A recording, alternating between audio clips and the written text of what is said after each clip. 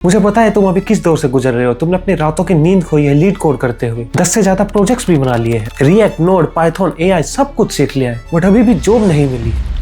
शनि भारी है। Serious video है ये। ओह, सैटर्न इज हेवी। एनीवे, देखिए इसका एक कारण तो कंपनीज है, क्योंकि अब कंपनीज अपनी एंट्री लेवल जॉब के लिए भी 3 साल का एक्सपीरियंस मांग रही है। ऐसा लगता है आंख बंद करके बस वो कुछ भी डाल दे रहे हैं जॉब डिस्क्रिप्शन के अंदर। एंट्री लेवल पोजीशन अब 29% ड्रॉप हो गई है अगर हम 2024 से कंपेयर करें तो। And here is the shocking fact, हमारे मार्क भैया ने बोला है कि मेटा में 50% कोड एआई लिखेगा by 2026। So what is the point, right? Point तो है। क्या पॉइंट है? अरे जो तूने बोला वो पॉइंट है। देखिए, एक बात आपको कोई नहीं बता रहा है कि भाई गेम बदल चुका है। मोस्टली स्टूडेंट अभी भी प्रिपेयर कर रहे हैं 2020 के रूल से, बट गाइस दिस इज 2026 में अपने रूल्स आ चुके हैं। अब बात ये नहीं है कि आपको कितना आता है, अब बात ये है कि आपको कितना सोचना आता है। एक ही वर्ड का तो फर्क है, और यही एक वर्ड का फर्क सब कुछ है। अगर हम डेटा को देखें तो ओनली 6% जेनजी अभी तैयार है लीडरशिप रोल्स के लिए, और 44% जेनजी तो डर रहे हैं कि एआई उनकी जॉब ले जाएगा। एंड पता है इससे हमें क्या पता चलता है? तू बता जरा, क्या पता चलता है? हाँ, इससे पता चलता है कि एआई जेनजी को ले जाएगा, आई मीन जेनजी की जॉब ले जाएगा। नहीं, इससे हमें पता चलता है कि जेनजी सबसे ज्यादा टेक्निकली एडवांस्ड जनरेशन है हमारी हिस्ट्री में, बट सबसे ज्यादा डरी हुई भी। And they are always worried about their future. And भाई डरे भी क्यों ना, क्योंकि एआई तो पहली बार आया है ना। बट ये घबराहट उनके करियर डिसीजंस को बेकार कर रही है। आई नो घबराना इज रियल एंड ये हमारा एक नेचुरल रिस्पॉन्स है, but it is not helping you. So आज इस वीडियो में मैं आपको 3 सिंपल रूल्स बताने वाला हूँ जो आपको फॉलो करने हैं 2026 में to become what you want to become. तुम्हारे रेज्यूमे में सब कुछ मिल जाएगा, 5 से ज्यादा लैंग्वेजेस, 15 से ज्यादा प्रोजेक्ट्स। एंड रियलिटी में रिक्रूटर को इससे कुछ फर्क नहीं पड़ता है, क्योंकि रिक्रूटर ये देखते हैं कि बंदे ने कितने एक्चुअली प्रोजेक्ट बनाए हैं। बनाए तो इतने सारे प्रोजेक्ट, बनाने को तो 20 भी बना लोगे यार, बट एक्चुअली कितने बनाए हैं वो मैटर करता है। एक तरफ आप ट्यूटोरियल से कॉपी पेस्ट करके प्रोजेक्ट बना सकते हो और दूसरी तरफ आप खुद की प्रॉब्लम को सॉल्व कर सकते हो। जब तक आप रियल कस्टमर नहीं लाएंगे अपने प्रोजेक्ट्स के लिए, तब तक उस प्रोजेक्ट को बनाने का कोई फायदा ही नहीं है। आपको ऐसे प्रोजेक्ट बनाने हैं जो आपकी कोई प्रॉब्लम सॉल्व करता हो या फिर किसी और की प्रॉब्लम सॉल्व करता हो, एंड देन उसको आपको दुनिया को दे देना है। भले ही 2 कस्टमर्स यूज करें, बट ऐप लाइव होनी चाहिए। इतने कस्टमर कहाँ से लाए? दो कस्टमर इतने कहां से हो गए? एनीवे, देखिए 2 कस्टमर अगर आपको चाहिए तो आपको अपने दोस्त होंगे ना आपके। हाँ, तो बस उनको बोलो ना यूज करने को। ठीक है। और बाकी का 1 कस्टमर वो कहाँ से लाऊं? तेरा एक ही दोस्त है क्या? तो देखिए, आपको अपने कॉलेज के लिए वेबसाइट बना सकते हो, आप एक अटेंडेंस सिस्टम बना सकते हो जो आपके कॉलेज वाले यूज कर सकते हैं, या फिर कोई सॉफ्टवेयर बना दो जहां पे आप गर्लफ्रेंड ढूंढ सकते हो। इट्स ऑन यू, बट एक जेन्युइन ऐप होनी चाहिए। अगर आप फेसबुक को भी देखोगे, वो पहले एक डेटिंग ऐप ही थी जहाँ पे रियल कस्टमर थे, वो भी कॉलेज से ही स्टार्ट हुई थी। तो आप कॉलेज से क्यों नहीं स्टार्ट कर सकते हो? तो देखिए, अगर आप एक प्रोजेक्ट में किसी में कस्टमर ले आए, वो प्रोजेक्ट हाईलाइट होगा बाकी 100 प्रोजेक्ट से भी ज्यादा। बट अगर रियल कस्टमर नहीं ला पा रहे हो तो अपने दोस्तों को शेयर कर देना, दोस्तों होंगे ना आपके, है ना। एक्चुअली 2024 में कंपनीज को फर्क नहीं पड़ता आपका रिएक्ट आती है, व्यू आती है, एंगुलर आती है, क्या आता है, उनको बस ये चाहिए आपको प्रॉब्लम सॉल्व करनी आनी चाहिए। एग्जांपल के लिए आपने कॉलेज के लिए एक ऐसा एआई टूल बना सकते हो जो आपके कॉलेज का एग्जाम शेड्यूलिंग टाइम 50% तक कम कर सकता है, और ऐसे रियल प्रोजेक्ट से आपको इंटर्नशिप मिलने के चांसेस 90% बढ़ जाते हैं। ऐसा कैसे? क्योंकि अब आप हर किसी की तरह सिर्फ एक ऐप नहीं बना रहे हो, आप एक रियल प्रॉब्लम को सॉल्व कर रहे हो। आपको अपने गिटहब प्रोफाइल पे दिखाना होगा कि I see problems and I build solutions.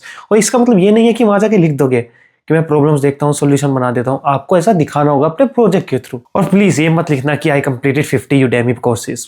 क्या फर्क पड़ता है यार इससे, मतलब कोर्सेज से। ऐसा तो मैंने भी केमिस्ट्री की थी 12th क्लास में, मैं उसको थोड़ी लिखता फिरूंगा कि देखो मैंने केमिस्ट्री करी थी, मुझे कुछ याद नहीं है उसका। तो क्यों लिखते हो यार? नंबर 2 आता है जो आपने लोगों को चीखते हुए सुना होगा कि AI won't replace you, but engineers who use AI will surely replace you. अब बात करते हैं सबसे हाइप टॉपिक एआई के बारे में, क्योंकि अब हर वीडियो में अगर एआई की बात नहीं होती है तो वीडियो थोड़ी रुकी रुकी लगती है। सो गिटहब कोपायलट ने डेवलपर्स को 55% ज्यादा तेज बना दिया है। डेमिन एआई अब सारे प्रोजेक्ट्स को हैंडल कर सकता है। तो क्या इसका मतलब ये है कि इंजीनियरिंग डेंजर में है? क्या ह्यूमंस आर इन डेंजर?